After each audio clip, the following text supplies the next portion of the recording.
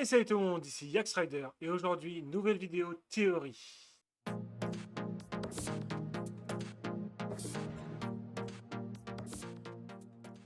Parmi tous les moments déchirants de la saga Harry Potter, la mort d'Edwige reste l'un des plus douloureux, silencieux, rapide, presque injuste. Mais si cette mort n'était pas qu'un simple accident, et si la mort d'Edwige n'était pas là pour choquer, mais pour symboliser quelque chose de bien plus profond, une forme de protection magique et la fin brutale de l'enfance de Harry. Aujourd'hui, on plonge dans une théorie qui pourrait bien tout changer.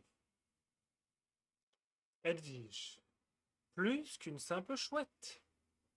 Edwige a été offerte à Harry par Hagrid dès sa toute première entrée dans le monde magique. Elle n'est pas simplement un animal de compagnie, elle est le tout premier cadeau que n'ait jamais reçu Harry. Elle représente la magie, la liberté, l'innocence, l'amour, mais aussi un lien avec un monde qui découvre avec émerveillement. Elle est toujours présente dans les moments de solitude de Harry. Elle veille sur lui, elle le relie à ses amis, elle l'accompagne dans ses nuits d'angoisse. En résumé, Edwige est le témoin silencieux de l'enfance de Harry. Elle symbolise l'innocence, la loyauté, mais aussi peut-être une forme de talisman protecteur.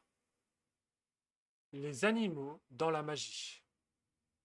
Dans le monde magique, les animaux ne sont jamais ordinaires. Les Patronus, les Animagi, les Familles, tous ont un symbole fort. Edwige est une chouette blanche, un oiseau nocturne, symbole de sagesse, de mystère et de prestige. Chez les Grecs anciens, la chouette était le symbole d'Athéna, déesse de la sagesse et de la guerre. Elle est aussi liée aux morts et aux esprits. Dans la symbolique magique, le famille est souvent une extension du sorcier lui-même. Il peut absorber des énergies, protéger, alerter, voire subir les malédictions à la place de son maître. Et c'est là qu'intervient une piste fascinante. Et si Edwige avait été un véritable bouclier magique? La fuite des Dursley et la mort d'Edwige. La scène de la mort d'Edwige n'est pas une coïncidence. Elle intervient au moment où Harry quitte définitivement le monde de l'enfance en fuyant Private Drive, sa maison d'enfant. Il ne reviendra jamais. Ce soir-là, c'est le chaos. Le ciel est noir. Les mange-morts attaquent de tous les côtés. Et dans cette bataille choquante, Edwige est tuée. Mais pourquoi elle? Et pourquoi à ce moment précis? Certains y voient une coïncidence. Mais réfléchissons. Dans les films, c'est à cet instant précis que Voldemort repère Harry parmi tous ses clones. Et c'est justement après la mort d'Edwige que Harry est le plus vulnérable. Et enfin, sa mort est instantanée, comme une coupure nette avec le passé. On peut se demander, Edwige a-t-elle été absorbée par Harry? On peut se demander, Edwige a-t-elle absorbé un sort destiné à Harry? Dans les films, c'est le cas. Mais dans les livres, elle est dans sa cage. Et c'est elle qui est touchée. Pas Harry. Alors a-t-elle été liée magiquement à lui comme une forme primitive d'Orcrux émotionnel, un bouclier vivant, un symbole de pureté sacrifiée, une protection trop parfaite?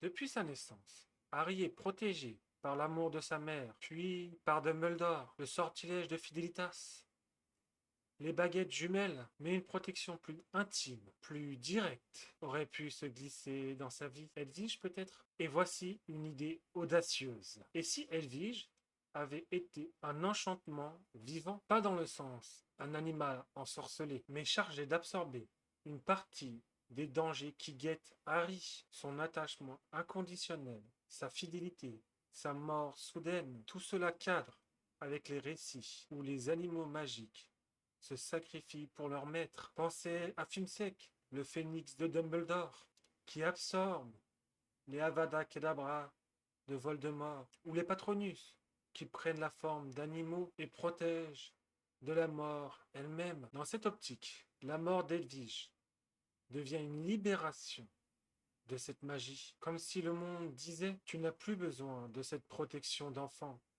À présent, tu es seul. La fin de l'innocence.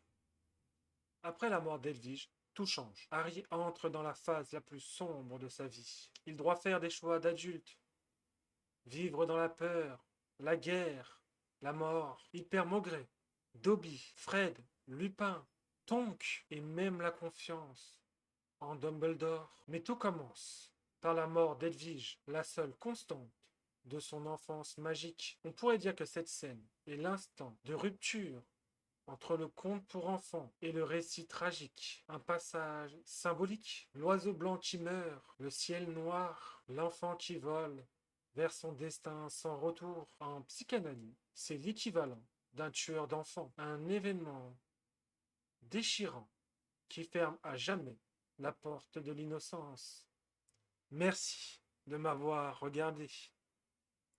Alors, Edwige, c'est un peu chouette? Ou gardien magique, protecteur silencieux, symbole vivant de l'enfance et de l'amour inconditionnel? Sa mort n'est peut-être pas là pour nous choquer, mais pour nous faire comprendre que le Harry que nous avons connu ne sera plus le même et que dans un monde en guerre, même les plus purs doivent parfois être sacrifiés. Mais en nous, Edwige continue de voler comme le souvenir d'un temps où la magie était encore belle, libre et innocent. Et vous, que pensez-vous de cette théorie? Edwige est-elle un symbole magique, une simple victime ou quelque chose de bien plus profond encore? Dites-moi tout ce que vous en pensez en commentaire. Et si jamais cette vidéo vous a plu, vous pouvez liker, vous abonner, la partager. Et moi je vous dis à très vite pour une nouvelle vidéo sur Harry Potter.